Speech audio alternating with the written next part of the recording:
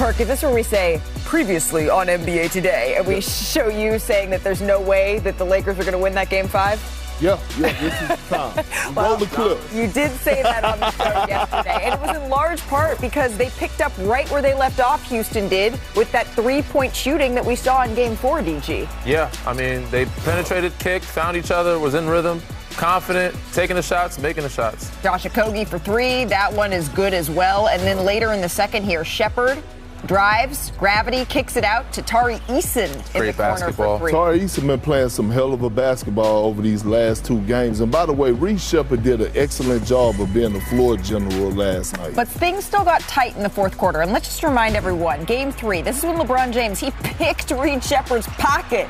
And then that led to the game-tying three to force overtime. They did not want history to repeat itself. So 3 minutes left in the fourth, Lakers down 5.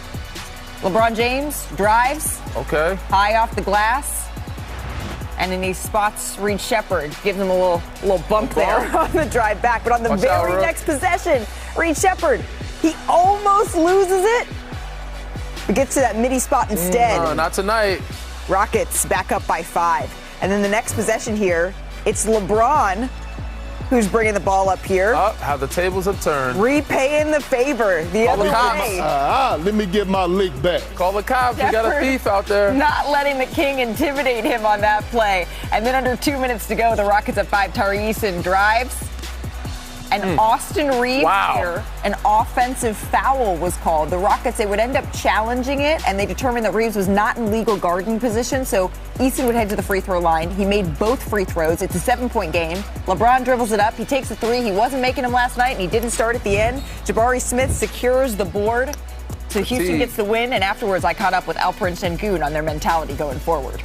How much confidence do you have heading into this Game 6? Everybody feeling amazing. Nobody's tired. Today, everybody showed it. And we're going in front of our family, fans, Hopefully, it's going to be a lot of people out there. And, we're going to protect home and come back here for Game 7. Listen, it's one game. You give credit what credit is due. They've played well the last two games, exceptionally well. And let answer the call. I mean, it's the next game. And try to flush this one. Obviously, we got to learn from our mistakes. I think we made some mistakes tonight. Too many unforced mistakes. So we got to be better on Friday. All right, so no travel booked to Oklahoma just yet. The series, it's headed back to Houston. And the Rockets, they're just the 16th team to force a Game 6 after being down 3-0 and look to become the 5th team ever to force a Game 7 in that scenario. So, Mr. Perkins, you called this one. How have the Rockets turned the series around? You damn right I called it, Malika, and I was right, like I'm always right. You started on that a little too much. Because here's the fact. Houston Rockets have found their identity on the defensive side. Back-to-back games holding the Los Angeles Lakers under 100 points. And I want you to look at these plays, but I want you to watch Reece Shepherd because they have been trying to target him and search him out. He has been doing an outstanding job of holding his ground and getting into the fight. I want you to watch him get into the legs of Rui and then watch the awareness of Alperen Sengun anchoring the defense from stopping the layup, and then all of a sudden you make them take a tough contested three-point shot. They box out, rebound, get a stop there going the other way. Here it is, late in the fourth quarter, 2:29 to go. Reece Shepherd again, they're trying to search him out to get the mismatch so that LeBron James can attack him. All of a sudden, he makes a gamble, gets the steal, he's headed the other way, and he elevates for the dunk. Last night, the Lakers went 3 for 13 trying to target Reece Shepherd as the primary defender, and it did not work. Well, when you look at the Lakers here, the points allowed against Los Angeles, they have really started to tighten up here lately. And there's a lot to unpack when you look at the reasons why, Danny. Yeah. What are you seeing here from the Rockets? I mean, they just collectively playing a better floor game, like Perk said. Sengun, they've been struggling the point guard position. The biggest issue with the Lakers was the traps. Sengun handled the double teams a lot better last night. Even had 5 turnovers. They played a better. 8 assists. Reece Shepherd, he had 8 assists. he was playmaking, doing all those things, and scoring at the same time. So shout out to them. And they made shots. They shot 35 from 3 or plus, and 35. That's a big difference. It feels like the shooting for the Los Angeles Lakers, Luke Kennard and Marcus Smart, through the first 2 games, they were 20-point-a-game scorers, and they were very confident in that. And all of a sudden, the tables have turned, where the Rockets have started to hit those open shots. Ime had always said that he liked the looks that the Rockets were getting, but now all of a sudden they're hitting those looks. So we know, our Shams Charania reported earlier today, there's not going to be a Kevin Durant. He's not coming back for Game 6. He still has that ankle injury.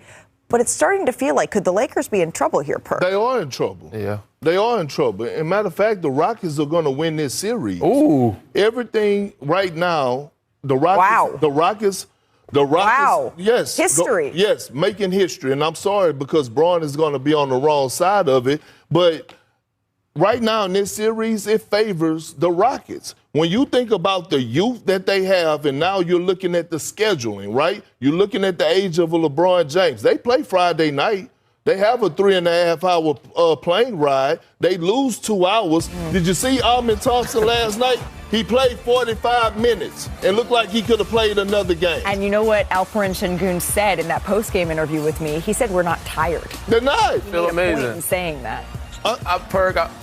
Listen, I love that they have better chances. They are playing better. Lakers look tired. LeBron does look tired.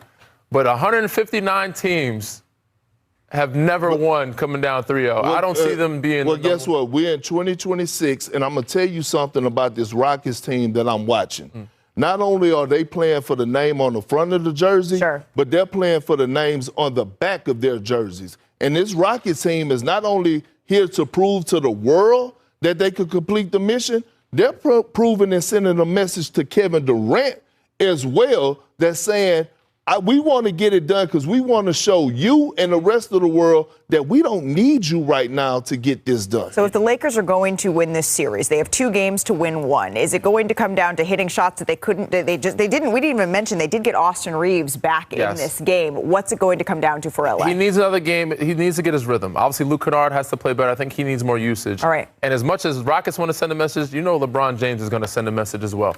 JJ Redick is going to send a message also. They're going to be way more prepared they are for Game 6 than they were at Game 5. Their intensity, their level of focus. LeBron James, he has beat Father Time and time again.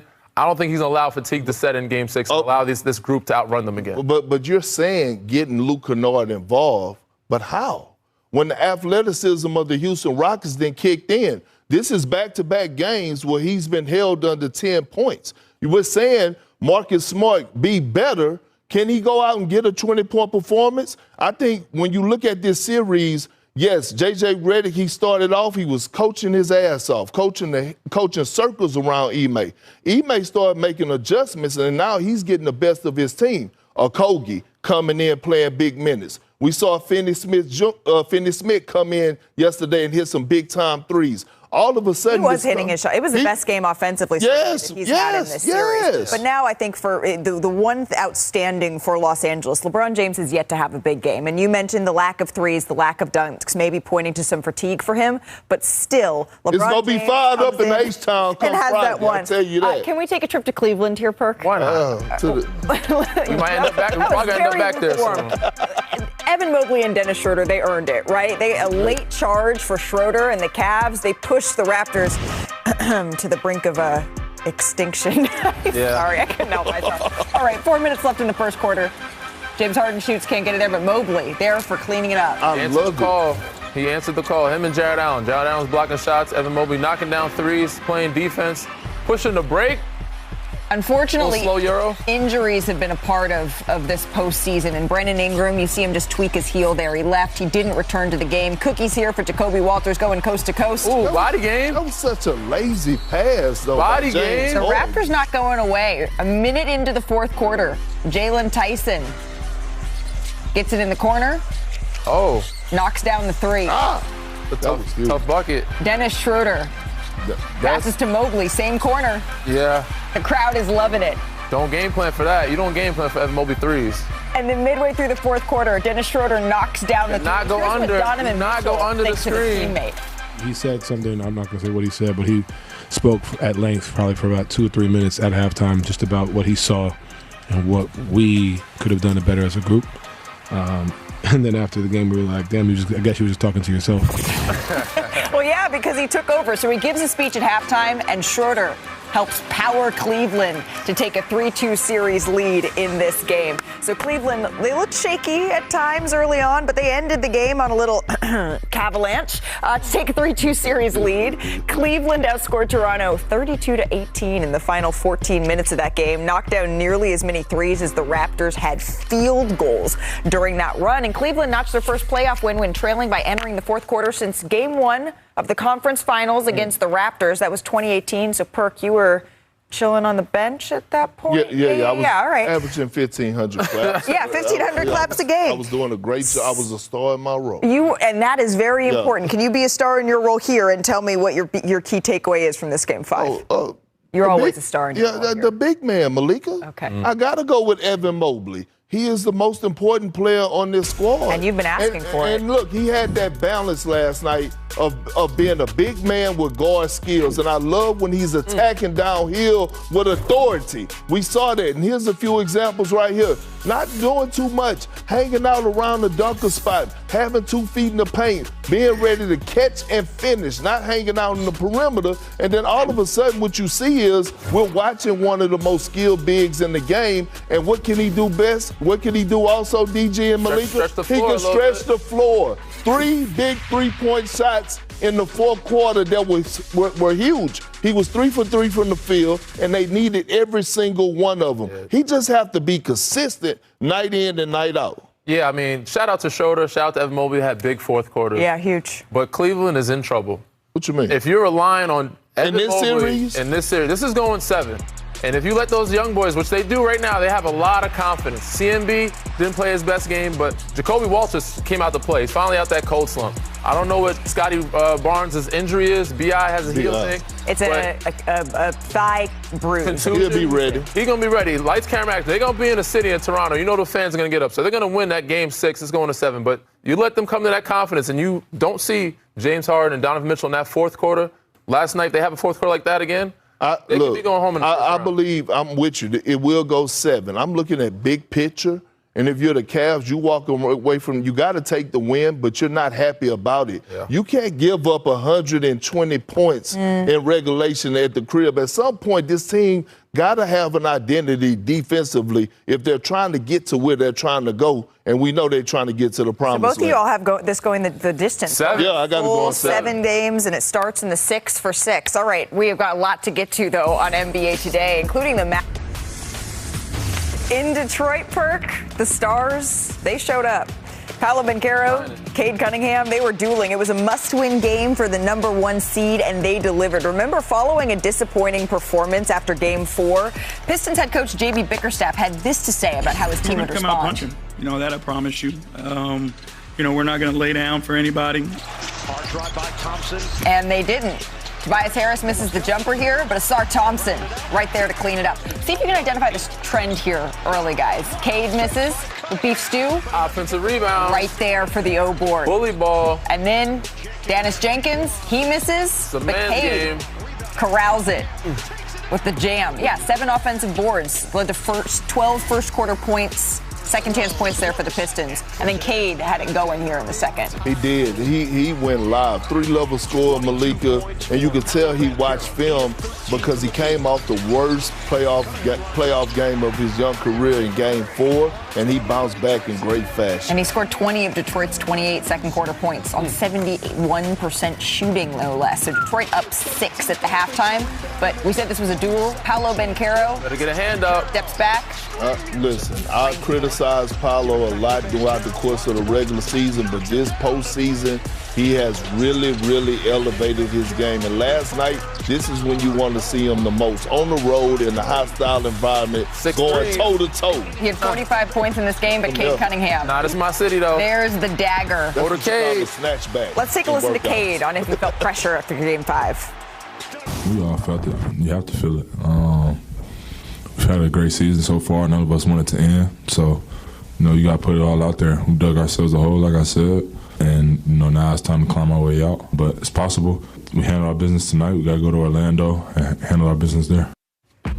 So Cade Cunningham, Paolo Banchero, they put on a classic in Game 5. They each scored a playoff career high of 45 points, and they're the first pair of opponents to do that since Donovan Mitchell and Jamal Murray did it in the bubble. Although, if I remember correctly, they had dueling 50 balls. pieces. That was an insane game. But this one was as well. I will point out, no Franz Wagner, right? That he's been the Cade stopper, and so that may prove to be an issue for the Magic moving forward. But you said, Perk, that this reminded you of another epic battle that you experienced. It did. In 2008 semifinals, Paul Pierce, LeBron James, Game 7 in the Boston toe-to-toe. I believe Bron had like a 40-point, almost triple-double.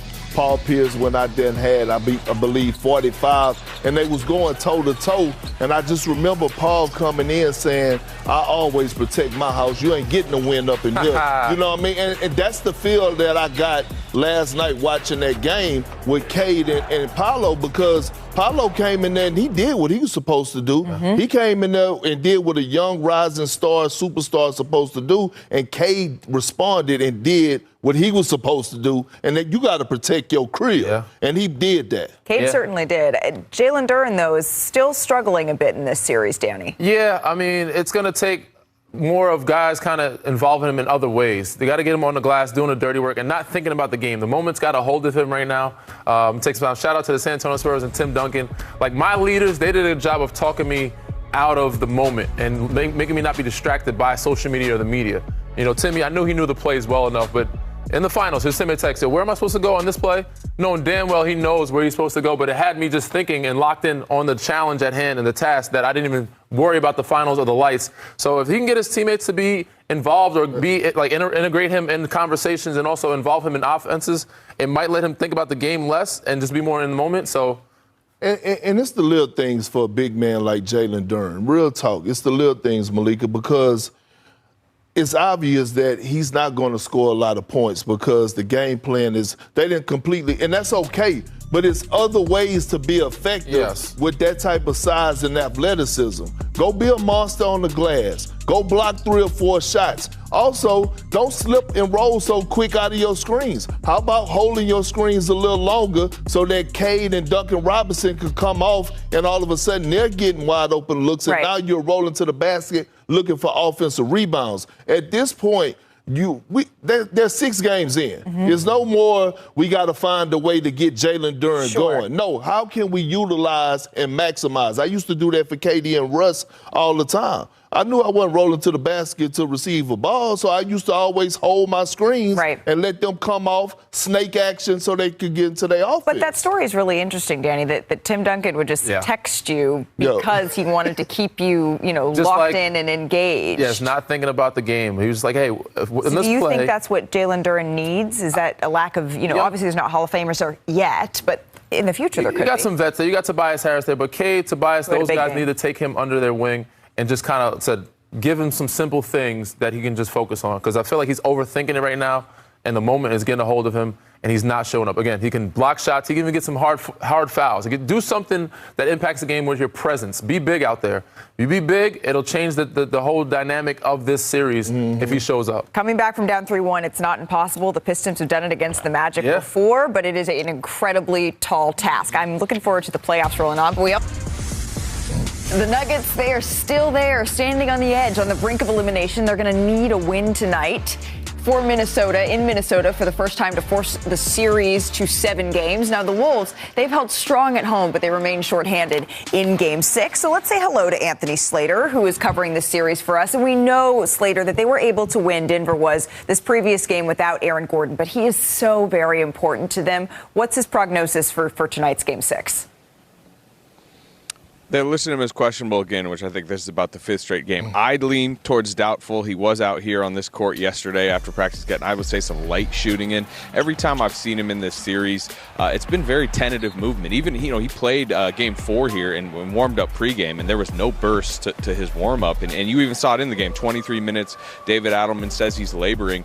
I just think it's risky to put him on the floor, number one, for his long-term health, but also number two, if they are to get beyond this series, they don't need a belaboring Aaron Gordon against the Spurs. They need Aaron Gordon against the Spurs. So I think it's possible they just sit him in and hope they can win the series without him. And I will say quickly on the Minnesota side, Ayo Dosunmu actually popped up as questionable for the Wolves with his own calf issue, and that's something to watch. He had 43 in Game 4 here. Yeah, Ayo Dosunmu not being able to go for Minnesota, essentially they'd be without their 3 top guards, and that would be a huge blow for them, which brings us to they don't want this thing to go 7. They want to get this thing done. And yes, I know they have gone back to Denver. They've won in Denver a Game 7 last season, but that was with Anthony Edwards and company. That's not the case this time. So what's their mentality going into this game?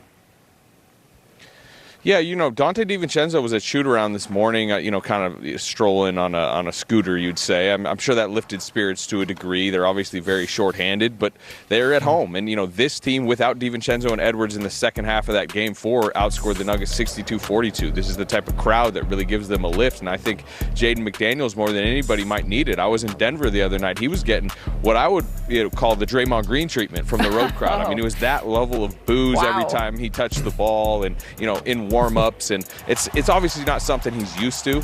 Mike Conley said he told McDaniels on the bench, hey, like the amount of hate that you're getting tonight, you're going to get 10 times the love in Minnesota come Game 6, and I thought he had his worst game of the series in Game 5, so he needs to bounce back, and I think the crowd will try to lift him to that tonight. Yeah, this feels as much of a must-win as it can for Minnesota at home in this Game 6. Slater, thank you so very much for that insight, and I think you're absolutely right. Unfortunate injury news. It really has been a huge part of what's defined this series, but there's certainly still star power. There's guys who are stepping up in their role and filling the void. So, Danny, when you're looking at this matchup, what is the key player that you have your eye on? I'm looking at Rudy.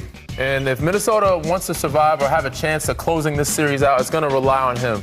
And those have seen in the past, when Jokic plays one-on-one and scores a lot, Denver, in general, as a team, doesn't play well. Yeah. So Rudy's going to have to take on that matchup. Not just him, can't put it all on him, Naz Reid, Julius Randle. But it's got to be a one-on-one situation. Rudy's got to be protective of that rim like he was the other games where he held them to like 60 points in the paint. Last game, 86 points, a 20-point difference is a big jump. So as you see right here, we've gone on this before in the past. Rudy, one-on-one, Jokic at his best, or Minnesota's at their best defense, but not letting guys cut and get layups. So Jokic likes to get that left shoulder. He likes getting in the paint. Rudy knows that. He's just shading him to his left hand as much. He won't go left. Comes back to that right. Fatigue sets in a little bit too. This is fourth quarter. This is crunch time. Usually Jokic gets these baskets. Again, Rudy's got him one-on-one. Forces him off the block a little bit. Makes him catch a little further. Staying his ground. Shading him. Playing that right hand some. Know he wants to get to the middle to that right hand. Trying to get him go left. Jokic doesn't do it. Pump fakes. Spins back. High contest shot. This is where you're at your best and you have your most advantage or chances at staying in the game, because defensively, you guys are decent. They're only good on offense. Denver struggles defensively. You can get whatever you want against their defense, but on offense, like you said, against when Denver's playing offense, you got to hold them to under 120 points if you can. That's the only way they have a chance of getting in this series or winning this series anyway. Well, I know you give me that face. That was cute. That was a great breakdown. Shout out to Rudy. But this is all about the greatness of Jokic right now. Top 10 center of all time, and the stage. You better show it. Is he ready to dance? Like, when you talk about Jokic and we talk about a guy that's considered top 10, he got to be able to go win these next 2 games. Yeah. No Anthony Edwards, no Dante. So you got to go out there and deliver. I understand you're going against a 4-time Defensive Player of the Year, but damn it, it's time for you to set. This is a legacy moment. He's coming up on his 100th game of his playoff career. Look at these numbers, Malika. Nobody has done this throughout this span. That's remarkable. It's ridiculous. But on the flip side of it, I want you to look at this side of things, like Danny was just talking about. He's been struggling in this series, right? When you look at his points per game, the lowest since 2020. Field goal percentage, 42% from the field. He's struggling in that department. And then three-point percentage, he's shooting 19% from the field. Yeah. So you look at, we're talking about Jokic and we're talking about legacy, because legacies are made in the postseason, and I'm not taking anything away from him, but we're talking about a guy that's a top 10 center that's trying to continue to add to his legacy. And over the last 3 years, you think about second-round exit, and now on the verge of being a first-round exit, it can't happen, especially without Anthony Edwards being on the floor. Yeah, it's the injuries that have really piled up for the Timberwolves here. And we know that, once again, the Wolves are going to be without Anthony Edwards, right, for Game 6. But that doesn't mean that Minnesota is going to be without hope in this game, because do you see that orange wristband? Ant always wears them. You can see him in the highlights. And Ant wears that actually for a young fan that has defied the odds. Our Shams Charania has more on a really special relationship between Ant and this young man that is so much bigger than basketball. What's up, Luca? How many baskets do you think they'll make? I don't know, but I'll be wearing a bracelet. Hopefully the bracelet give me some good luck. All-star guard Anthony Edwards shares a special connection with a T-Wolves superfan. The orange bracelet on his wrist and the number 5 on his jersey are constant reminders of their bond. I am Luca and I am 7.5. Basketball is just a good sport to me. When a lot of people think about Luca, they automatically think about his light and see his love of basketball. It's a foundation for our family.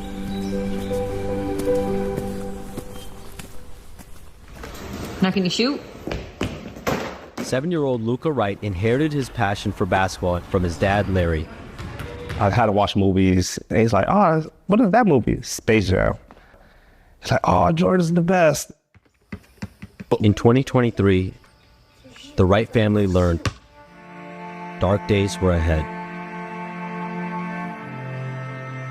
It was the winter solstice. Longest, darkest day of the year. We're sitting in this ER room. We just found out the worst news we could, imagine. Luca was diagnosed with acute lymphoblastic leukemia, a fast-growing blood and bone marrow cancer. He was 5 years old. And he drew a picture of him and I. It said, "It is a sunny day." And then it said, "I love you." It wasn't sunny out, but I still knew it was going to be a good day and it would be fine because my family was with me. Number 25, Luka! Luca fought to have a normal childhood, and his first love kept him going. Every single time I go to basketball, I run back and forth, and then I keep getting stronger every time. I come home from work, I still got all my work clothes on. Hey, Dad, come on, let's play one-on-one. See him fight and, just be brave was an accomplishment within itself. Luca wears the same band as Anthony Edwards, with orange symbolizing leukemia awareness. Luca's aunt Emily designed the wristbands to rally hope and prayers for Luca. It says it is a sunny day, and it says love like Luca. Love like Luca is something that we live by in this house. Just being there for one another, being happy, being joyful. In January 2025, Luca got the ultimate hoop dream surprise from content creator MD Motivator. Would you rather have $1,000 cash or a mystery basketball? Basketball. For the mystery, you have to shoot one shot. Make me like. You gotta shoot the shot. Luca and his family were gifted tickets to the Timberwolves Pistons game. I'm going to the NBA. He was a celebrity, treating him so good, and he felt so special, and he was so happy. Who's that? What's up, my boy? Okay. What's up with it? You all right? You got something for me? Okay, cool. What's your name? Luca. Luca? Oh, that's dope. From your side, Luca. I love that. And the surprise turned into a promise. Okay, you know what, Luca? I'll wear this for the rest of my career. He's a great kid. I wear the wristband every game. It was super dope to meet him, and in that moment to see that I was his favorite player at the time. He was just super happy about just being there. We're gonna give Luca anything he needs. I just love that Ant did that. Every time I meet a new person and they're nice to me, I'm nice to them, and my heart gets bigger. He's supporting our boy. There's so many more prayers that are gonna come from this, because that's what the bracelets are for. It's just like an inspiration to keep going. Everybody can't get this chance. I get a chance to do what I love every day, so I'll make the most of it, and that's what the wristband always reminds me of. Anthony Edwards, feel better soon. You're the best. I'm gonna be watching your game. Peace out. Love you. Since he came home from that game, I've seen a different light in him. And it's like he brought my boy back. And it hasn't gone away. The relationship continued to evolve. At the 2025 NBA All-Star Game, Luka and Edwards bonded over their connection to the number 5. Don't lie. Number 5 special to me. Special to you? Oh, why is it special to you? Because I was diagnosed with cancer when I was 5. When you was 5? 5 is special to me too. That's my favorite number. Your mom, your grandma, they both passed away on the 5th of the month. How much of them do you carry with you every day? Every time I step on the court. So every time I score, Slick and my brother like sit to the right. So like I just be like, that's probably what my mom and grandma would be like if they was here. We locked in. I wear the wristband. We both love number 5. All right. On the 5th day of March 2026,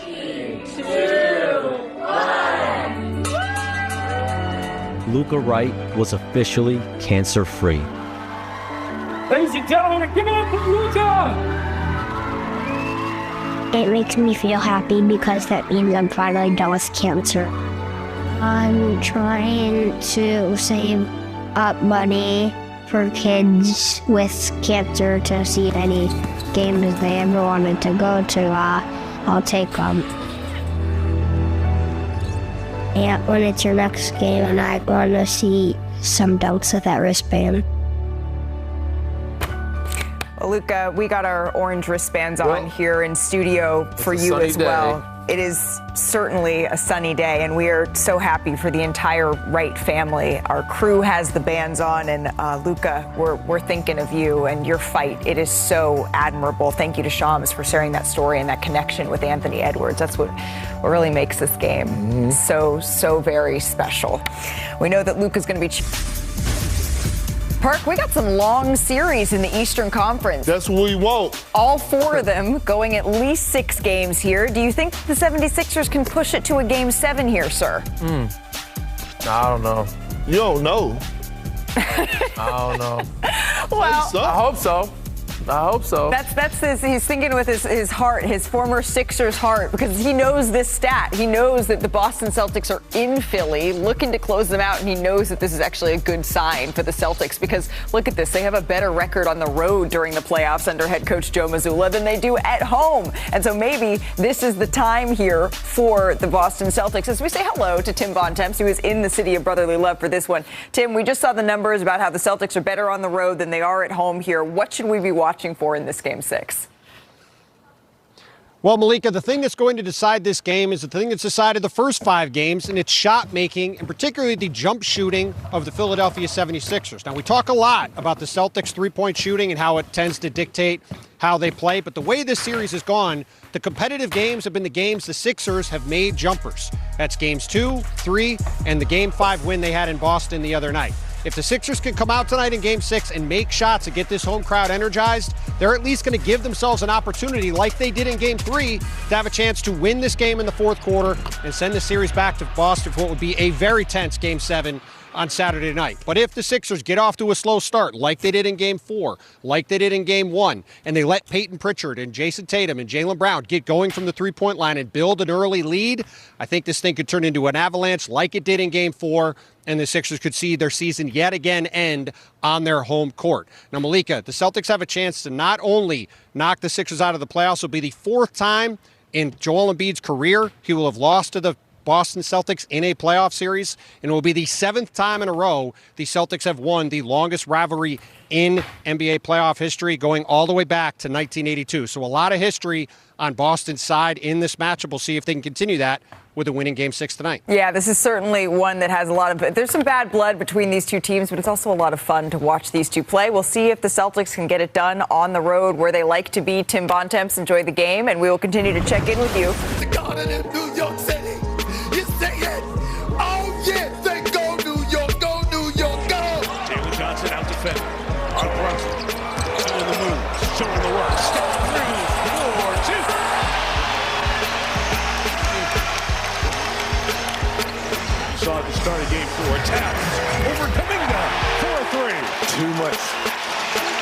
Too much space there by Kuminga. Working nice and damn. He's feeling it too. He is absolutely feeling it. And one. Yeah, Melo loves it. Another 30-piece for the captain.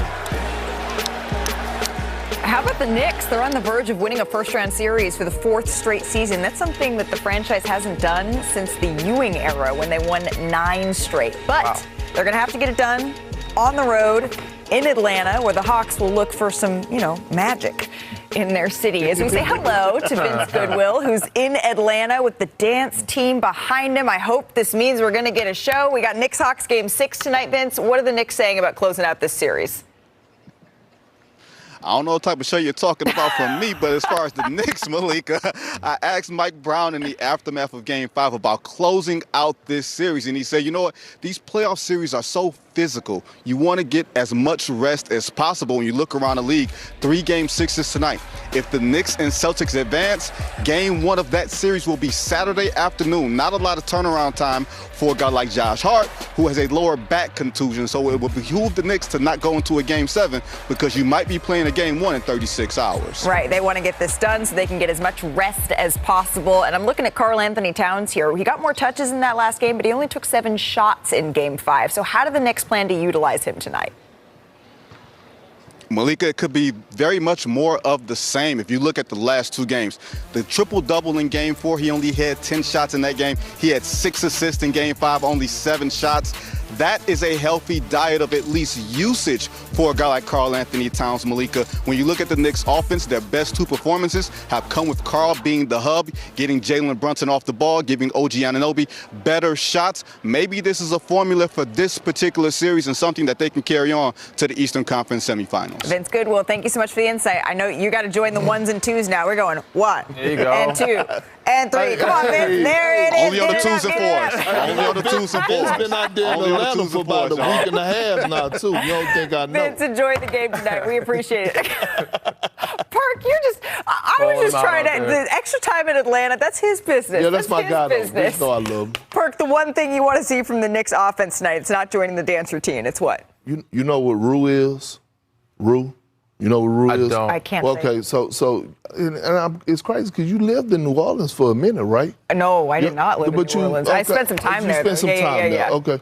Roux is like gravy, and they use that to make a gumbo. Okay. Right? And in order to make a great like gumbo, your roux got to be right? Yeah. It's a gotta got the right thing. roux. It's a down south thing.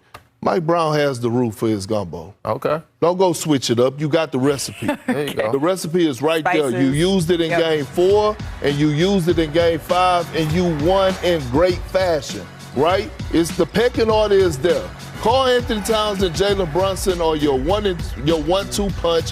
Everybody else falls in line. Josh Hart has become your defensive stopper. Yeah. Don't change anything. The adjustments is not on Mike Brown. The adjustments is on Quinn Snyder and the Atlanta Hawks. But you have the recipe, and you got to feature Karl Anthony Towns. It's not about his shot attempts. It's about him initiating the offense because guess what?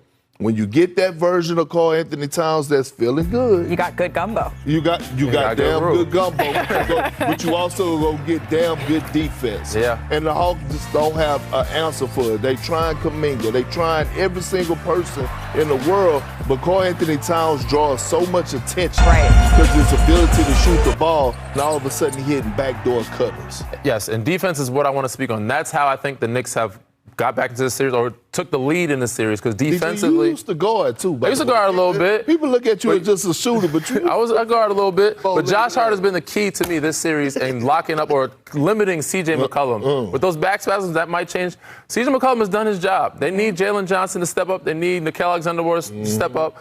But if they defensively keep iterating these guys or being deflections and irritating them, Jose Alvarado, Josh Hart, Mikal Bridges, OG Anunoby, that's what kind of got them the lead and limiting Atlanta. If they can continue to do that, this series is over. They should be done in 6 and get a couple rest days before that Saturday Game 1 of the Eastern Conference semis. What's the job of Jalen Brunson? Big Body Brunson. Well, the job of Big Body Brunson is, if I'm Mike Brown, I want Karl Anthony Towns to to give me everything he got offensively in the first, second, and third quarter. Then, Big Body Brunson earned the name Big Body Brunson Clutch player of the year. He's able to close games. So if you get to the fourth quarter and it's a possession-by-possession game, you have one of the best closers in the game that loves to do it on the road. And by the way, he would never say this, and I tried to pull it out of him when I went on this podcast, but Jalen Brunson got a little beef over there with one of them players that he don't like on the Atlanta Hawks. So, yeah, it's been real Okay, smart. so he's got the gumbo and the tea covered over here. All right, so we have, 6 game 6s? How many series do we think are going to go to 7?